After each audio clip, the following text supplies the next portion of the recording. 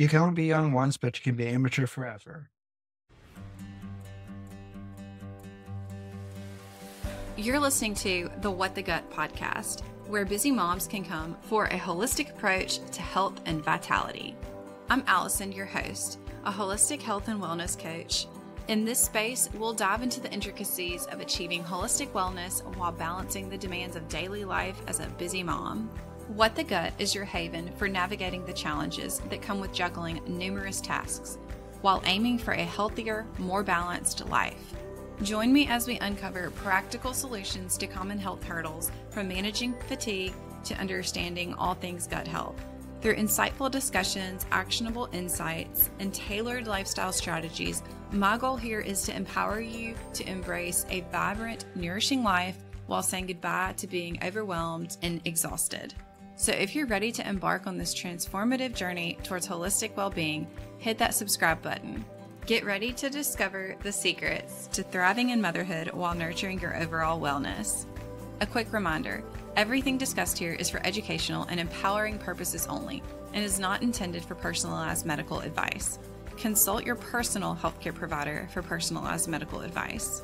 Welcome to What the Gut, where we create our own path to holistic health, one episode at a time.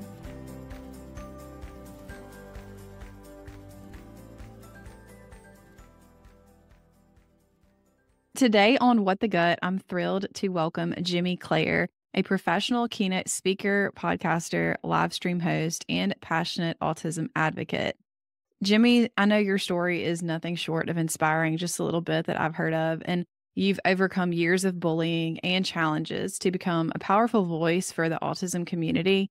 You were diagnosed with autism and a nonverbal learning disorder, and I know that you really share a unique perspective on healthy living, mental health, and just the importance of living a balanced, healthy lifestyle. So welcome to the show, Jimmy. Thanks for having me. Yeah, I would love for you to just tell me a little bit more about that. I mean, how old were you when you were diagnosed with autism and a nonverbal learning disorder? What was that like for you? Yeah. I like to say I was diagnosed when I was in third grade, but my mom says fourth grade. So I don't know. We always butt heads on that. But basically, when my parents got the diagnosis, they kind of decided not to really listen to the diagnosis because, data can be wrong. I mean, just think how well the weather people do predicting the weather. Yeah. They could be wrong about 95% of the time. And they might get that one little bit right. And so it's like, wow, really? Come on. But so my parents decided to take the way, let's not listen to this diagnosis. Let's get him the help he needs and see where it goes.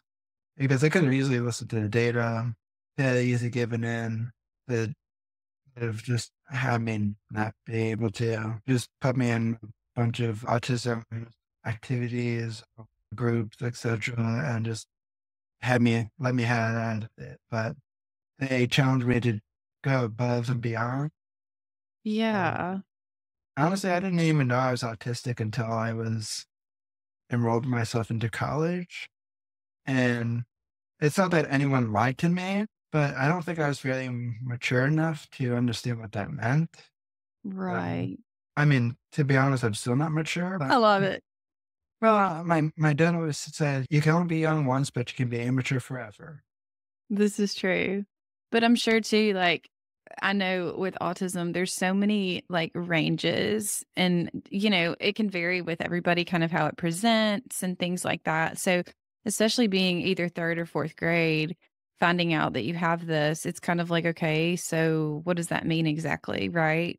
So I would imagine that even if you would have been explained it, then it might be confusing and you might not understand it right away either. And my parents didn't even know what it really meant either, because of course, when I was diagnosed, there was not much information out there about it at all, because I was born in 1993 and there was a little bit more information back. I think it was like 2002, 2003 when I was diagnosed. So there was some more information, but not as much as we do. Do you remember like being third or fourth grade, like being this young kid, what was that like for you? Like, what prompted your parents to go see and get you tested? Do you remember that? Yeah, it was not really up to my parents. It was my school district who said I was a dangerous and threat to society. Oh my goodness. That's the kind of look I had on my face too. More with my parents, but they basically like I admit that what I did in school was not the prettiest, and I wish I could take it back. But on the other hand, I think I was trying to ask for help, but didn't know how to. Yeah. Again, this was like years and years and years ago, so I'm just speculating off back what I could have done differently, should have been Right. more of. So basically, I got into a lot of some reason, some way, shape, and form at particular times of the day. My brain just kind of just snapped. I don't know if it was kind of information overload.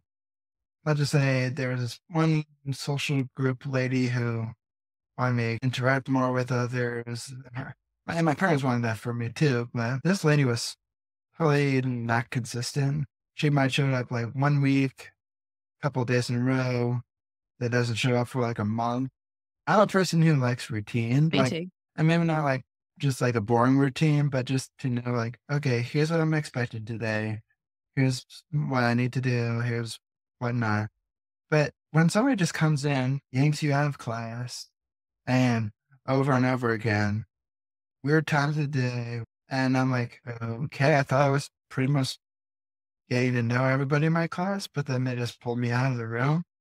And then there was times where like they drag me, well, not really drag me, but they put me into a smaller classroom for a couple of times a day. And so just the back and forth, go this way, go this way, go this way, go that way. And the school district argued with my parents a lot too. Basically, they didn't like to give me what I needed, which is ironic because they wanted to, well, so they say on their slogans, like, we're here to nurture and every single child is like, just not me. Well, it Mm. sounds like they just didn't know what to do. They didn't really know what to do either. And, and I admit that there was times where when I snapped, I like tipped over dust, I threw pencils, but it wasn't at anybody. It was across the room, like against a wall.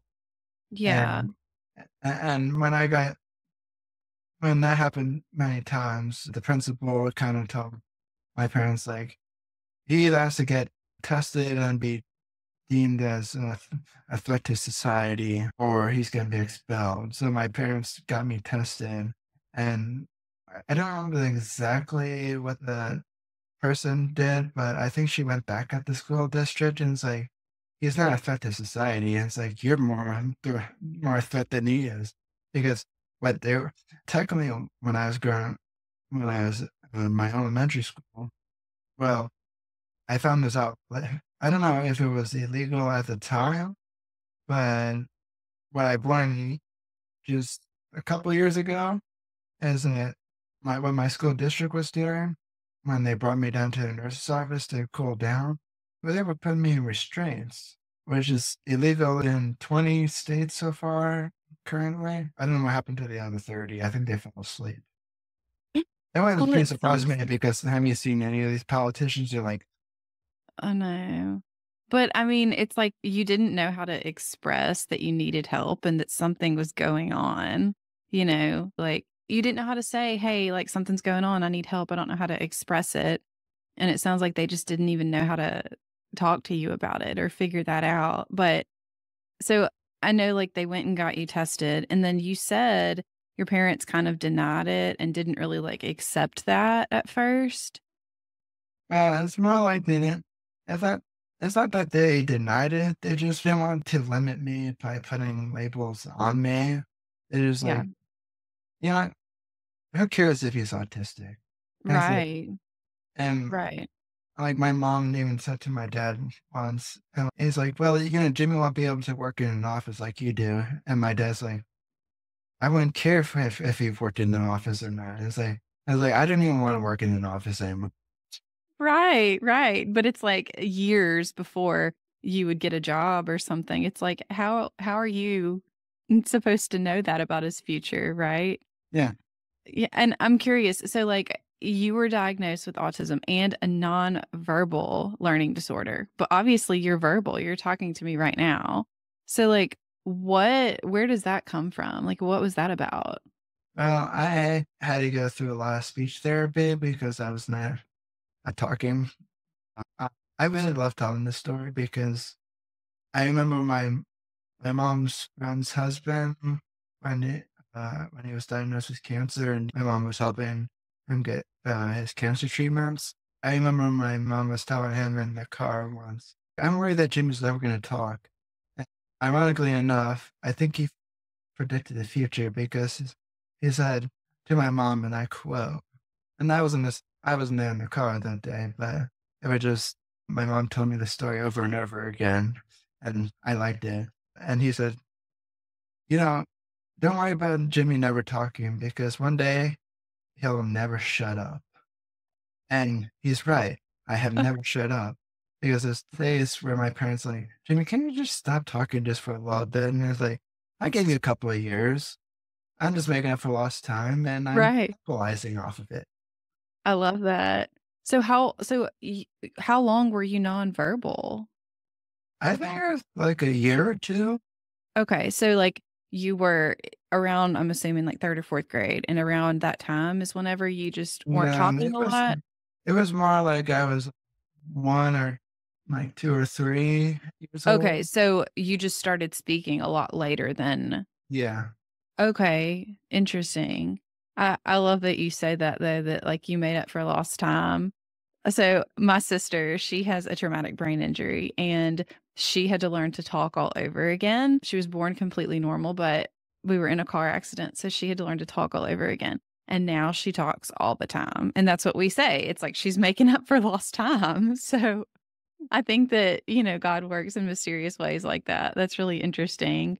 But I know that through your journey, like, you overcome years of bullying. What was that like growing up, finding out that you're autistic and going to college, all of those things?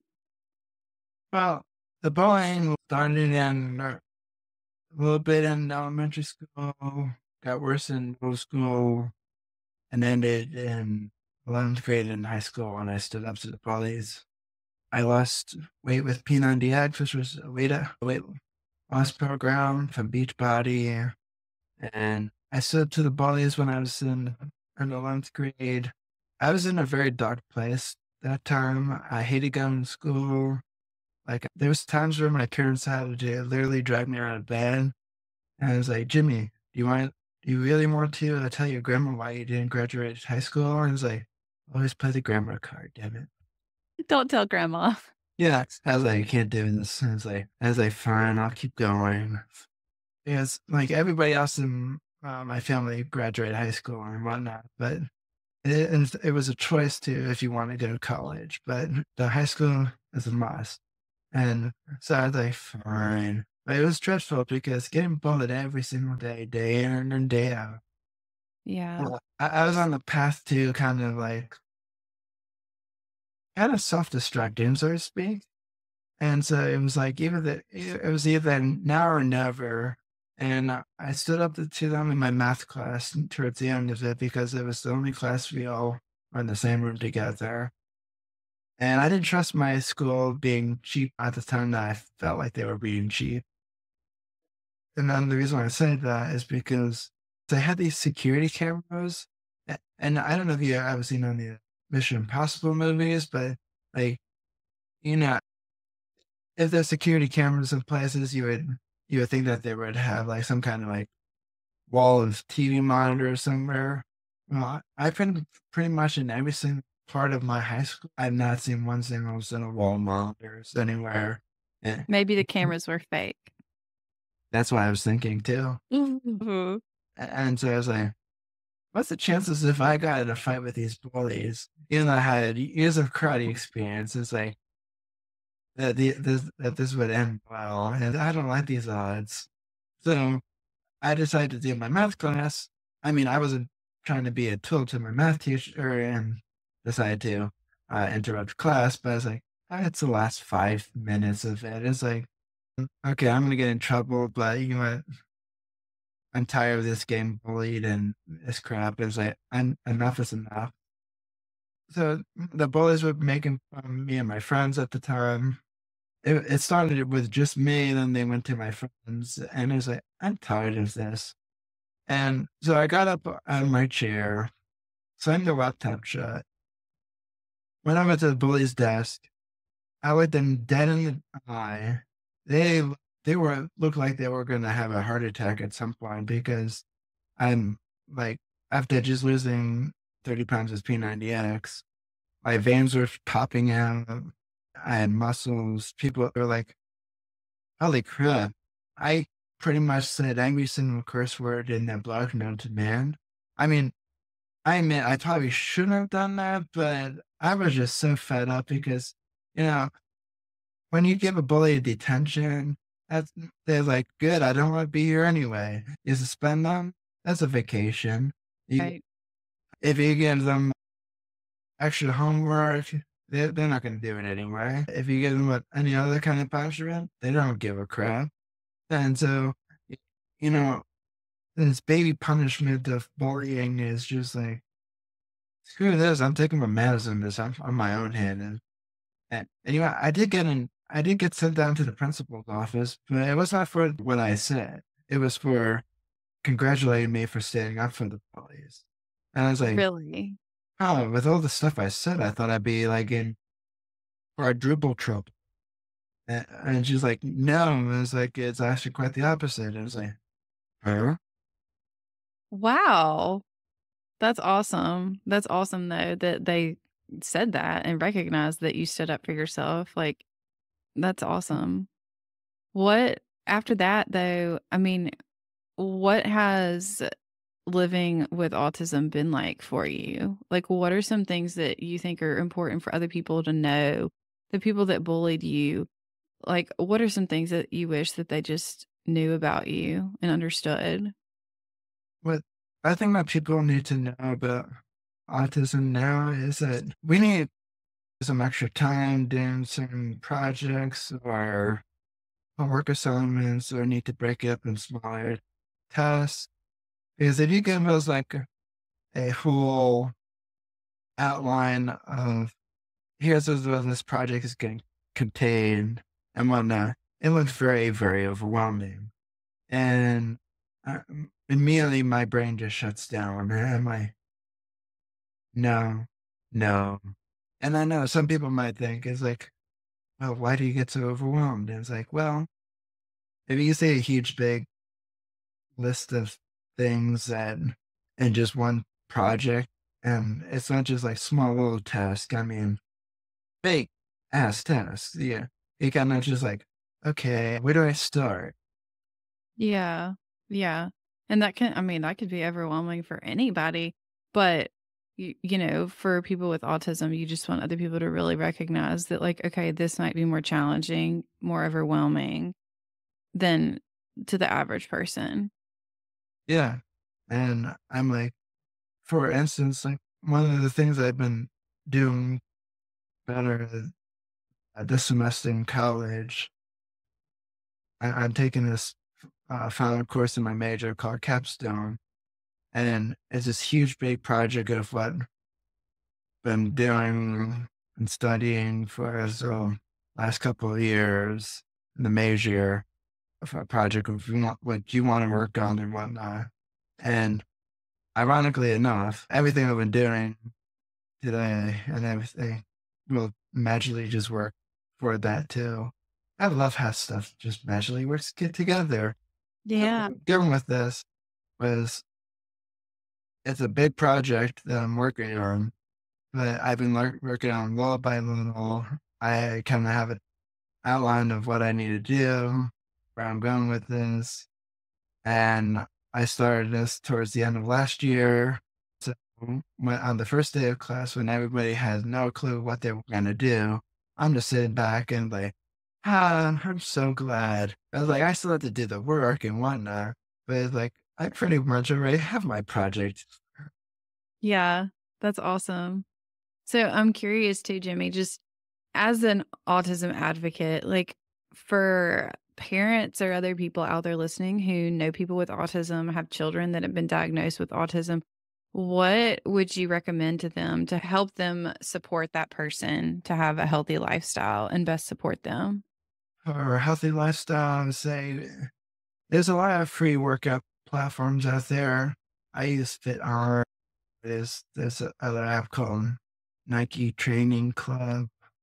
And, you know, I used to do a lot of stuff on Beachbody on demand, but it got really pricey. And I always felt like at home stuff should be more affordable than gyms because one, it's like you don't have all the equipment as a gym does. And plus they just changed their pricing. It went from $99 a year to 120 all the way to up to 179. But it's like pick the price, stay with it.